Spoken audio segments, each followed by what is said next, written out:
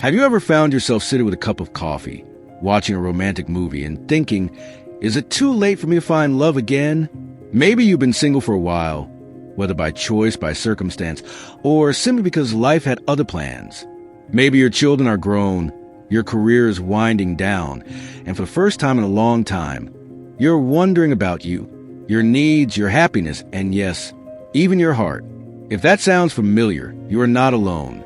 In fact, more and more people over 60 are rediscovering love, romance, and meaningful companionship. And let me tell you something right off the bat. It is absolutely not too late. Love doesn't come with an expiration date, and neither does a desire for connection, laughter, intimacy, or just someone to share your morning coffee with. Whether you're recently divorced, widowed, or have been single for years, stepping into the dating world again can feel exciting and maybe a little nerve-wracking too. In this video, we're going to talk about the truth behind senior dating, what really matters, what to expect, and what to watch out for. We'll go over 6 things that can help you navigate love and relationships after 60 with confidence, clarity, and maybe even a little bit of joy. Because let's face it, dating after 60 isn't the same as it was at 20, and thank goodness for that. You've lived, you've learned, and you probably have a better idea now of what you want and what you don't. And that, my friend, gives you a beautiful advantage. Let's start with something a lot of people wonder about, but don't always say out loud. Do people even date after 60? Oh, yes, they do. And not just date. They fall in love, get married, travel the world together, move in, or simply enjoy a deep friendship that grows into something romantic. It's happening all the time. The truth is, dating after 60 is becoming more common than ever, and technology has opened up new ways to meet people beyond our own neighborhoods. But it all starts with one thing: being open to it. And being open doesn't mean throw yourself into something you're not ready for. It means gently allowing the idea that love, in all its forms, might still be possible for you. Maybe that love looks like long walks, holding hands at the farmer's market, or falling asleep while watching your favorite show together. Or maybe it's companionship. Someone who understands your past, listens to your stories, and reminds you that you still matter deeply to someone else. You get to decide what love looks like for you now. That's one of the best parts. Now, when it comes to dating, the second truth is that you don't have to settle. You've already done the hard work of building a life, raising kids, working jobs, navigating ups and downs. And this stage of your life is yours. You deserve someone who respects that. Dating after 60 doesn't mean lowering your standards or rushing into something just to avoid being alone. It means being selective in a healthy way. You get to be clear about what you want, whether that's someone who shares your values, your faith, your love of gardening, or your sense of humor. And if someone isn't right for you, that's okay too. You're not here to fit into anyone's mold. You're here to find someone who fits into the life you created.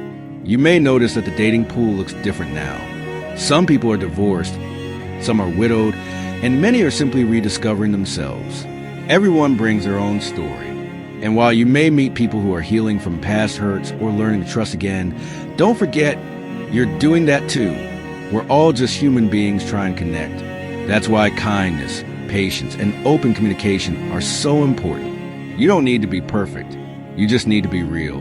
And let's talk about something else that might feel a little intimidating at first: online dating. Yes, I said it. You might be thinking, isn't that for younger people? But the truth is, online dating has become a powerful tool for seniors too. There are websites and apps specifically designed for people over 50, and many couples have met online and gone on to have incredibly happy relationships. Now, I'm not saying you have to start swiping left and right tomorrow, but don't count out either. If you do decide to dip your toes into the online dating world, just take your time. Create a profile that feels authentic to you. Use recent pictures, share what you enjoy, and don't be afraid to mention what kind of relationship you're looking for. You might be surprised how many people are out there hoping to meet someone just like you. Of course, always be cautious. Never share personal financial information, and if someone seems too good to be true, take a step back. But don't let fear stop you from exploring. With a little curiosity and care, online dating can actually be a lot of fun. Dating after 60 might come with some nerves, and that's perfectly normal. Putting yourself out there again takes courage, especially if you've been through heartache in the past. But don't let fear of rejection hold you back. Rejection doesn't mean you're not lovable. It just means that particular match wasn't the right one. Think of dating like trying on shoes. You don't blame your feet if the first pair doesn't fit, right? You just try another pair until you find the one that feels good. And believe me, you can find one that feels good. You can find connection, laughter, butterflies in your stomach, and someone who makes your days brighter. You're not too old. You're not too late. You're just experienced enough to know what truly matters. And that, my friend, is a beautiful place to start. Now that we touched on being open to love and knowing your worth, let's keep going and explore what it really means to date with honesty and confidence. Let's talk about honesty, because at this stage in life, there is nothing more refreshing or attractive than someone who is truly genuine. One of the best things about dating after 50 is that the masks come off. You don't have to pretend to be someone you're not. You've lived through enough to know what matters, and trying to impress someone with flashy gimmicks or playing games, that's for the younger crowd. What works now is sincerity. If you're feeling nervous, say so. If you're enjoying yourself, say that too. It's okay to be real. In fact, it's more than okay, it's magnetic. Honesty also means being clear about where you are emotionally. Maybe you're looking for a serious relationship, or maybe you just love a companion to share meals and memories with, without any pressure to remarry or move in together. Whatever it is, don't be afraid to express that. The right person will appreciate your clarity and be grateful for it. And if they're looking for something different, that's all right. The more honest you are from the start, the more likely you are to find someone who aligns with your heart and your hopes. But being honest with others starts with being honest with yourself. It's important to check in and ask, what do I really want from this next chapter of life? Is it love, companionship, adventure, a spiritual connection? Or maybe it's just a light-hearted romance to make your heart flutter again. There's no right or wrong answer. There's only what's right for you. And sometimes that clarity comes not from thinking, but from trying. Taking that first coffee date, saying yes to a conversation, opening the door just a little and seeing how it feels. Now, let's talk about confidence. It's not always easy to feel confident when stepping into the dating world after years away from it. Maybe your body has changed. Maybe you're more set in your ways. Maybe you worry about how you'll compare to others. But here's what I want you to remember. Your value is not tied to your age, your appearance, or how many dates you go on. You bring a lifetime of stories, lessons, laughter, and strength with you, and that is incredibly attractive. Confidence doesn't mean being loud or bold. It means owning who you are. It's walking into a room knowing that you are worthy of love, exactly as you are today, not who you were 20 years ago, not some younger version of yourself, but you, right now, wrinkles, gray hair, experiences, and all. Every line on your face tells a story of where you've been, and those stories are beautiful. The right person will see that. And if someone doesn't, they're not your person. Sometimes we think confidence is something we have to feel before we act, but often it's the other way around. Confidence comes from doing, from saying yes to a new experience, from showing up, from speaking your truth and realizing the world didn't crumble. So take the step, even if your hands shake a little. Smile, even if you feel a bit awkward. Every time you do, your confidence grows stronger. You're braver than you think. And let's be honest, dating at this stage comes with some practical considerations. Maybe you live alone and love your independence. Maybe you have grandchildren who are a big part of your life. Maybe you've already been through a marriage and aren't sure you want to go down that road again. That's all okay. In fact, it's helpful. You've had time to figure out what your priorities are. And any relationship you build now should complement your life, not take it over. Think of it like this. You're not looking for someone to complete you. You're already whole. You're looking for someone to walk beside you, to share sunsets and stories, and maybe even a little slow dancing in the kitchen. You're not settling. You're selecting, carefully, consciously, and with your whole heart open to the right kind of love. You might also find that emotional baggage is more present at this stage. That's normal. Most people over 60 have been through something: divorce, loss, grief, heartbreak. And while those experiences can be painful, they also bring depth. It's okay to talk about them, to share your story bit by bit as trust builds. Just remember not to carry the weight of the past into something new. Let your past inform you, not define you. This is a new chapter, and you get to write it however you choose. One more thing that's worth mentioning. Don't underestimate the power of shared values. At this age, surface level attraction is nice, but it's not the whole picture. What really lasts is connection, shared humor, mutual respect, a similar pace of life. Someone who understands the joy of a quiet evening, the peace of routine, or the adventure of trying something new together. Even if that adventure is just taking a different route to the grocery store, look for someone who brings calm to your world, not chaos. Someone who makes the simple moments feel full. Dating after 60 isn't about pretending to be younger or try to recapture what once was. It's about embracing what is. It's about writing a new kind of love story, one that's based on appreciation, companionship, and emotional intimacy. And the beautiful thing is, you're writing that story from a place of wisdom, experience, and heart.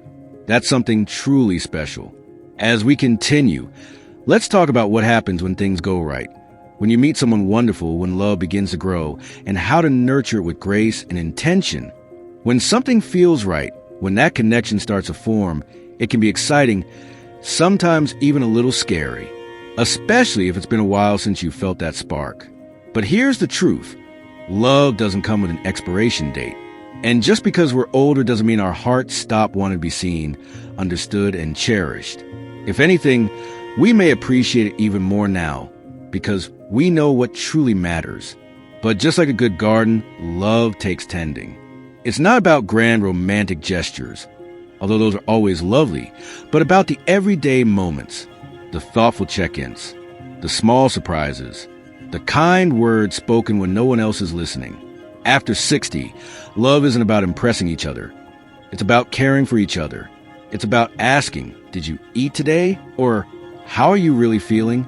It's about holding hands during a walk, not because it looks sweet, though it does, but because it feels good to have someone right there beside you. One of the most beautiful things about finding love at this stage of life is that it tends to be more grounded. You're likely not rushing toward marriage or children, or the milestones that often define younger relationships. You get to take your time, move at your own pace, and build something that fits your life. Maybe you each keep your own homes. Maybe you travel together, or just meet every Sunday for brunch. The rules are yours to write. And that freedom, that's one of the greatest gifts of dating later in life. That said, it's still important to nurture the emotional side of the relationship. Just because we're older doesn't mean communication isn't key. In fact, it might be even more important now. Clear, kind communication can prevent a lot of unnecessary misunderstandings. Don't assume someone knows how you feel. Tell them. If you're unsure about something, ask. And if something is bothering you, express it gently and directly. A healthy relationship is one where both people feel heard and valued. Also, allow room for vulnerability. It's not always easy to open up, especially if you've been hurt in the past. But intimacy isn't just physical, it's emotional. It's sharing your fears, your dreams, your quirks. It's admitting when you feel unsure or when you're falling in love. Vulnerability isn't weakness. It's the foundation of trust. And the beautiful part is, when you're with someone who's truly right for you, they'll handle your heart with care. Now let's talk about boundaries, because they matter too. At this point in life, you probably carved out routines, preferences, maybe even a sacred morning ritual you don't want to change. And that's perfectly fine. A good relationship respects individuality. You don't have to give up your alone time, your hobbies, or your independence just because someone new has entered your life. In fact, a truly healthy relationship will honor and support those things. It's not about losing yourself in another person. It's about becoming more of yourself while sharing space with someone who encourages you to shine. Boundaries also help with balance. Maybe you've got family obligations, grandkids to watch, grown children to support, or even friends who are like family. Love shouldn't demand that you give those things up. The right partner will understand that your life is already full and rich, and they'll find ways to fit into it, not take over it. They'll bring something extra to your world. not make you choose between what you love and who you love. Another thing to remember, just because something doesn't lead to forever, doesn't mean it wasn't valuable. Maybe a date turns into a friendship. Maybe a short romance reminds you that your heart still works beautifully. Or maybe something doesn't go anywhere at all, but it gave you a story, a moment, or a smile you wouldn't have had otherwise. Every experience adds a little color to the canvas. It's all part of the journey. And if something doesn't work out, that's okay too. You are still whole. You are still lovable. One person's disinterest doesn't define your worth. Not every connection will be a perfect fit, but that doesn't mean you stop showing up. Because somewhere out there, someone is looking for exactly what you bring to the table. Your laugh, your wisdom, your gentle heart, your stories, and your presence. So keep going. Keep being open. Keep believing in the possibility of love. Whether it's slow burning or instant, romantic or companionate, short-term or long-lasting. It all counts. It all matters. And now, just to wrap everything up with a little heart, let's remember this. Love after 60 may not look like the movies. It might be quieter. It might be simpler, but it is no less powerful. In fact, it might be even more real because it comes with intention, awareness, and appreciation. You've lived enough life to know what you deserve. So choose someone who listens with care, who looks at you with warmth, who makes you feel safe, seen, and deeply appreciated. Not for who you used to be, but for exactly who you are today. You're not too old. It's not too late. And your heart, it still has so much room to grow, to connect, and to love. Maybe even more than ever before. If this resonated with you, I'd love to hear your thoughts in the comments. Have you dipped your toe back into dating? Are you thinking about it? Or have you found love in the most unexpected way? Your story can inspire someone else who's just thinking about opening that door. If you enjoyed this video, don't forget to hit the like button. It helps more people see this message. And if you like more tips, encouragement, and real talk for life after 60, be sure to subscribe and join our growing community. There's so much more to come, and you deserve to be part of it. Here's to love, connection, and living boldly, no matter your age. Because the truth is, the best chapters often come later in the book. And who knows, the next one could be your favorite yet.